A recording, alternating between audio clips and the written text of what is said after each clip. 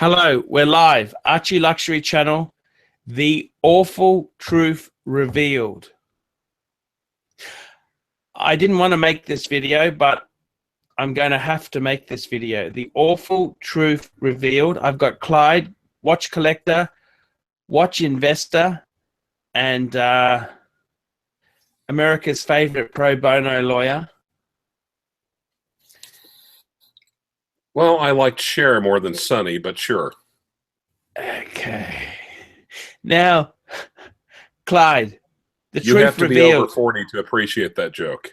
I love Cher and you know he was a Republican. He died actually. He died in a skiing accident. You know that? I got treed, babe. Now, what I want to talk to you about is the awful truth revealed. Luxury wristwatches are a lousy investment. In fact, I would go far as to say that anyone who's listening to this channel here now, get yourself a waterproof Rolex. Any Rolex that's not in precious metal. And just keep that as your one. I honestly believe collecting watches as an investment is a lousy investment. And I want to talk to you, Clyde. What's your opinion on this? You don't have to agree with me. You're free speech. No. This is free speech for all. I want to know what your opinion is. Are they a lousy investment? I think if you purchase well and hold on to them, I still think they'll appreciate in value. I think if you buy anything brand new, it'll, like a brand new car, it'll depreciate 20% as soon as you drive it off the lot. Tell me this, Clyde. I want to play devil's advocate with you. You've already got the... Sorry, go ahead. So I've already got the what? No, forget it. Never mind. Go ahead. Keep rolling. Do you think wristwatches themselves, like me and you are 40s. We're in our 40s, early 50s, right? Right. 40 to 50 age group. Clyde, we love watches. We grew up reading National Geographic. We grew up, you know, in a non-digital age, okay? It was an analog age. I remember doing typing at school, typing. Everyone said, oh, what do you need that for? That's a girl's subject. How wrong they were. IBM Selectric 2 typewriter. That's why I learned to type on. Yeah, they were quite expensive. An IBM typewriter, the golf ball was they were a dear piece of kit. You had to be a serious law firm to afford one of those. Well, and I'm surprised our school actually, taking my typing class, I'm surprised the school put the money out for them. But they were a serious piece of kit, but they lasted for years with high school students banging on them like chimpanzees. So they got what they paid for in this case. Yes, they were very well made. They were proudly made in America. Yes, they were. Clyde, and they still are. I honestly think in the next 30 years' time, we might have an age where people don't want wristwatches anymore.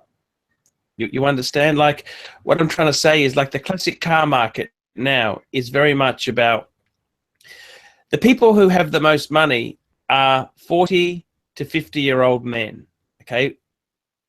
Once you enter your 40s, you've possibly bought a house already, you've had your children, you're starting to earn good money, and you have disposable money before when you reach 55 and the alarm bell goes off and says, far out, I've got no money for retirement. And then you frantically save for retirement. Right. So from 40 to 50, these are the people who buy expensive luxury type things, like whether it's a prestige car, a boat, anything like this. It's usually people 40 to 50 age group. Before they have the last minute urge to save frantically for retirement. So I got to be honest with you, that fits you to a T.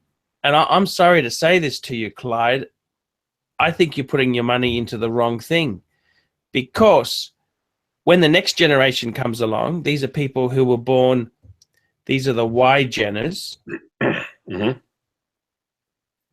They don't have idolized Rolex or Patek. They will say, oh, okay, that's nice. They don't idolize these types of luxury goods. An Audemars Piguet or a Patek doesn't mean anything to them. They think it's just as cool to have one of those 1980s Casio calculator watches. I still think you're underestimating Rolex's marketing share, their brand recognition. I think that'll continue. But I mean, we could see a shift where people, like, I remember years ago, this guy had an Asprey. An Asprey is a very expensive jeweler in England, in London. Asprey's. He had an Asprey cigarette case. Wow, what a classy man. Smoking is no longer socially acceptable. And the size of cigarettes has changed since they made that cigarette case. The cigarettes have gotten longer, so they don't even fit into it. Right. So his whole status base is gone. Men don't smoke like they used to. It's a very social poo-bar habit. But if that's more than simply changing social mores, it's, watches don't cause cancer, at least as far as we know. No. Some of the illuminating, they had those Radium. Radium, yes, that's what the Panerai. Clyde, do you think watches are a great investment? Or, I mean, you're putting a lot of money into it. We discussed it yesterday. You got 35,000 US in watches. Wouldn't that be better in a term deposit or a Roth IRA? Possibly, but there's part of the reasons that you talked about in one of your earlier videos. Right now, there's a lot of economic uncertainty, so I'm not even sure something like that. A lot of vagaries in the markets, so possibly. I mean, yeah, obviously, an investment, a real investment, is actually a better investment than a luxury watch. I just can't take out I can't take a Roth IRA, put it on my wrist, and enjoy it and marvel at it when I have a nice dinner with it. I see. And unlike cell phones, I actually think smartwatches will. I can't remember if it was Patek Philippe or the chairman of Rolex that basically they're asking are you guys concerned about the Apple Watch? And they said, no, we actually think it's great because our biggest enemy is not the smartwatch, it's the cell phone or the smartphone. I see. And like I said, I basically came back into horology through the Apple Watch myself. So, I still have one. It still has its purpose, but it got me back into the habit of looking at a wristwatch again. And then it's just like, so I can have a watch. And so unlike a smartwatch, which will lose value or become worthless in 2 or 3 years, I can get a watch and it'll actually gain value. Kind of cool. Well, you've got to buy the right thing, but because let's be honest, there, Rolex has turned into a Ponzi scheme. Even if you bought the Deep Sea, they've now released new models that are even cooler, and the Deep Sea's plummeting in price. Oh, how do I put this? It's the funny thing is, mini skirts are coming back into fashion. Mini skirts in like 1960s. I swear to God. And I see women, and it's like being 3 years old again. I see.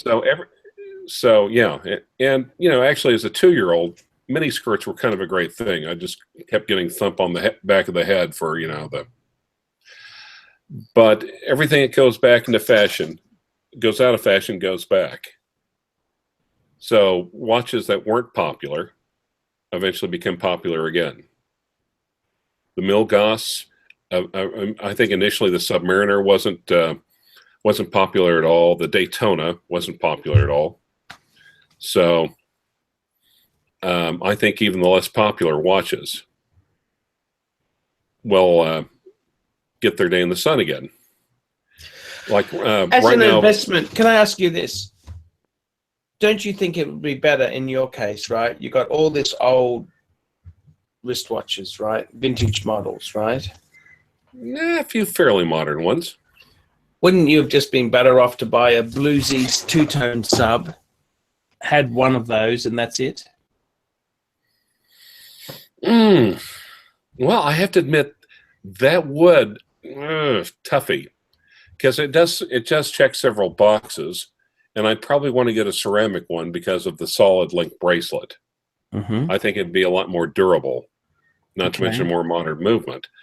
Or I actually think just even a ceramic Submariner, a date or no date, could get by with one. But yeah, I have no regrets with my collection. I like it. I can dig around and just change it on a whim. If I was going to start all over again and be a one and done guy, I'd probably still go with the Panerai Zero. Oh, there's a comment on the board. The Minotaur is talking to the dinosaur. Sorry. So the thing is here, Clyde, these wristwatches, they could be a dying thing. They could be a dying art, just like the dinosaur. They could be dying out, Clyde. But the dinosaurs eventually changed in petroleum, and were changed into oil, which was, of course, used by Arabs to make petroleum and gasoline, which they in turn used to buy Rolexes. So it's kind of a great circle of life when you think about it.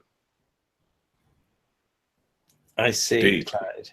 Really Tell deep. me, out of all the watches you've had there, what do you regret buying? Tell me the ones you regret. Well, okay. I think there has to be a combination of intellect and passion or emotion with it. Mm-hmm. And I've got watches that appeared to make sense intellectually, but on the other hand, just left me cold emotionally. Like one of the first ones I got was a Rolex Datejust two-tone. You don't have that now, do you? No. When I got the President, I kind of traded that in because I really didn't care for the watch that much. It left me cold. I see. And part of it was just simply gold hands on a champagne dial. Who the fuck thought of that combination? Obviously, someone under the age of 30. And then sometimes you get a watch that speaks to you emotionally, makes your heart go pitter-patter, but doesn't make a lot of sense, and you eventually fall out of love with it. Like my IWC's like that. Or every romantic relationship I've ever had. But yeah, your IWC too. So there has to be kind of a balance to the force, so to speak. I think I had mental problems when I bought that, Clyde. What do you mean had? Had implies past tense. I was going through a feeling of woe at the time, and I bought that as an up, and I really didn't think too much about it. You know what I mean? Oh, that's ill-considered. Well, okay, so you screwed up. Keep it or sell it. Keep it or sell it for less. I paid a lot of money for it, Clyde. You know that? It wasn't a bargain. It wasn't a bargain. It wasn't a bargain, Clyde. I paid a lot of money for it. I'll tell you exactly. Just hang on there. But I'm just telling you, I paid a lot of money for it. I bought it because I was feeling really down. I had some depression. And I decided to buy it. because it was, yeah, look, it was a really nice example. It just come back from a service, so it was, you know, probably condition and service wise, I paid $3.7 US for it. So what is that, like 40,000 Aussie? $5 grand Aussie. Well, do you like the watch? I don't know if 5 grand's worth. I like it. No, that's not the question. Do you like the watch? Do you put it on? Do you think It's okay? Yeah. It's okay. It's okay. Well, okay. It's okay. Well, and keep in mind, a lot of times, if you're selling something, Gumtree is like Craigslist, right? Yeah, that's right. So you have to have cash to buy and sell something on Gumtree, right? Yeah, that's right. Well, you can't. I mean, it's not like everyone's walking around with, you know, $5,000 or $6,000 or $7,000 in their pocket. It's sometimes stuff takes a while to sell on Craigslist or Gumtree. The same thing. It's a disadvantage that sellers have over used retail. Sometimes sometimes people just have to have a little time to scrape the last of the money together. Yes. Whereas with a jeweler, they can just walk in with a debit card or a debit card or a credit card, as opposed to walking around the streets of Brisbane with tons of your funny-looking money in their pocket. Yes, useless money. Well, you know, if you can use it to buy stuff, technically it's not worthless or useless. Sorry.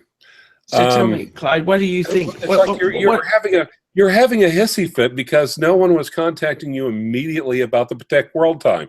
Did you think there was going to be like a line of like Asian millionaires outside your door knocking, holding briefcases full of cash? That's what happened last time. Well, you had to fly to Auckland. Yep. Yep, that's okay. That sold very quickly, Clyde.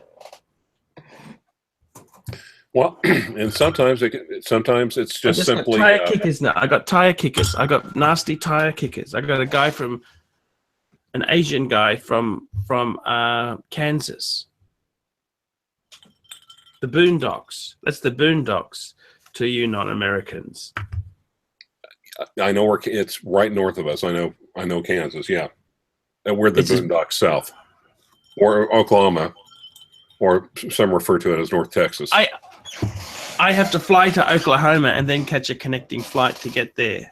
No, I think you could probably fly to Kansas. It depends what part of Kansas. Like Kansas City has a really capable airport. It'd probably be quicker you to fly into Kansas City and fly in that way. But I'm saying to you, I'm very disappointed. I've lost a lot of money on these watches. That IWC, I don't think I'll get my money back. Do you? Tell me honestly. A dealer offered me 3 for it. I've been offered over 3. I've been offered US or American? US. And so you paid how much? I paid 4. Well, high threes. Okay. Okay. Well, the thing is, you also traded in some women's watches on it too, right? Yeah, that's right. So actually, I've been offered 3-1. Well, if you need the money, then go ahead. If you need the money, then just take the hit and use the money. It's called a fire sale or quick sell. Sometimes people have to do that. It sucks. Sometimes life just sucks being a grown up. Yeah. Now, on the other hand, are you going to fly United? Yes, United. Well, there you go. Buy yourself 2 Pateks on the flight back on Delta or whatever, or Qantas. Yes, I see what you're saying. Clyde, what do you think? Wristwatches are a lousy investment. I mean, we should tell the folk there they should buy one watch they really like and be done with it. Be a one-watch pony. I agree. IWC wristwatches are a lousy investment. Take it from the Pontiff, guys. Jaeger-LeCoultre is a lousy investment. Okay. It's a very lousy investment. A lot of, yeah, isn't so it takes a massive hit going from the new market to the used market, right? It does. It takes a massive hit. It's frustrating. It's it's just nasty, Clyde. Well, cars are a mess. I mean, cars take a depreciation hit every time you take it out of the driveway. Yes, So except your Corolla's pretty good. true. True. Most Toyotas are really in general. But a lot of cars aren't. Just because, I mean, and right now it's a buyer's market. Right now it's kind of sucks to be a seller, so don't be a seller. Don't be a seller. I think you're right. It's a market. You understand the concept of a market cycle, right? Everything, Yes. what goes up must come down, round Clyde, and round. I'm going to end this now. I'm going to end this now. Let's come back. I got to make a phone call quickly, and then I will ring. We'll do another show, okay? All right. I'd like to do that with you, okay? Keep your head up. Don't fire sell. The next topic's going to be what sucks in America. Oh, fuck me. Okay. I mean, sure. Okay. Okay. All right. See you later. That'll be a great topic, Clyde.